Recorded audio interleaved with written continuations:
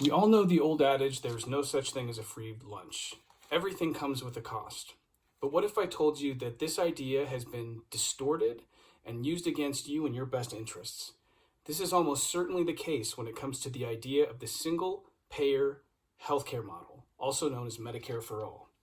The American healthcare system is broken. This is something that we can all agree upon, but we have the opportunity to implement a system that is fully funded by the government and saves us all money in the long run. It sounds antithetical, but it isn't. It might be a perfectly natural reaction to cry socialism at this point, but the fact is we are a social democracy and we have been for a very long time.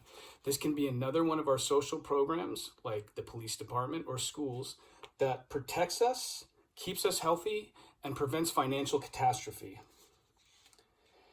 Our health inevitably declines with time. We all have this in common. We worry about our friends and our families and hope that they are treated with the utmost dignity when they're facing a health crisis.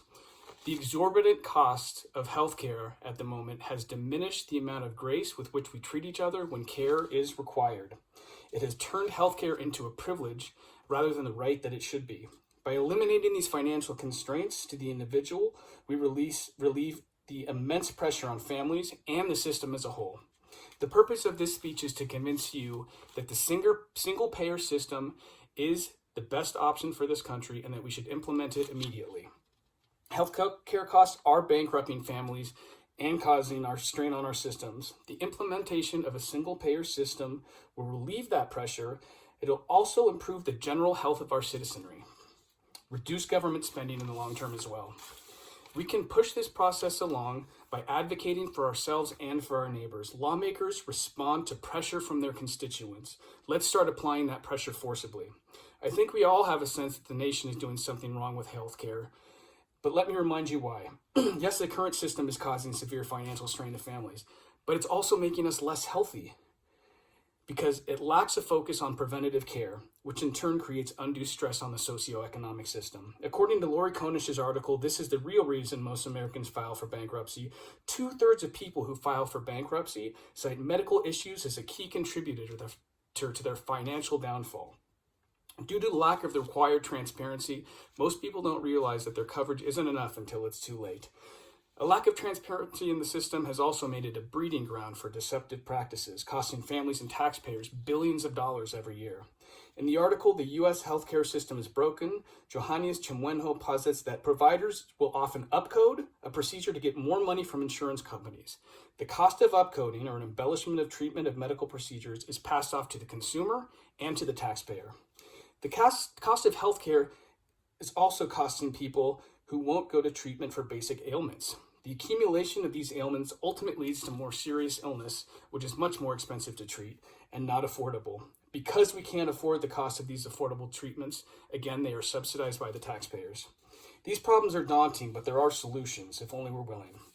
Implement Medicare for All. No healthcare costs to the individual. Everything is paid for by the government.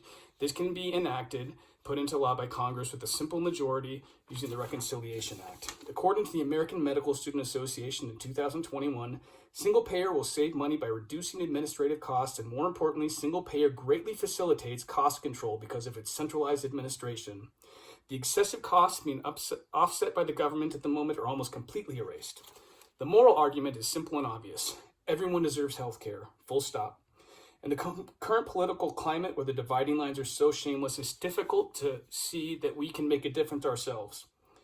In 2019, Greta Thunberg told Amnesty International, every single one of us must push from every possible angle to make the people in power act and take the measures required. Some things we can do are show up for demonstrations. We can vote for candidates who support Medicare. We can educate our friends and family. The bottom line is people are dying who don't have to. To watch this fixable problem be swept under the rug should pain us all.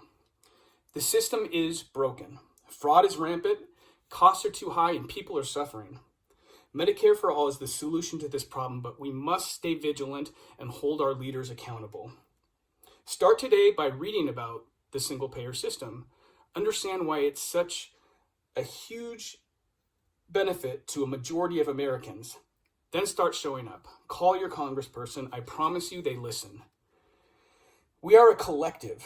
This is good for all of us, whether we care about our neighbor or not, whether we're rich or poor, or whether we're sick or healthy. The people who believe in the system have already started working hard towards it. Let's join them. Thank you.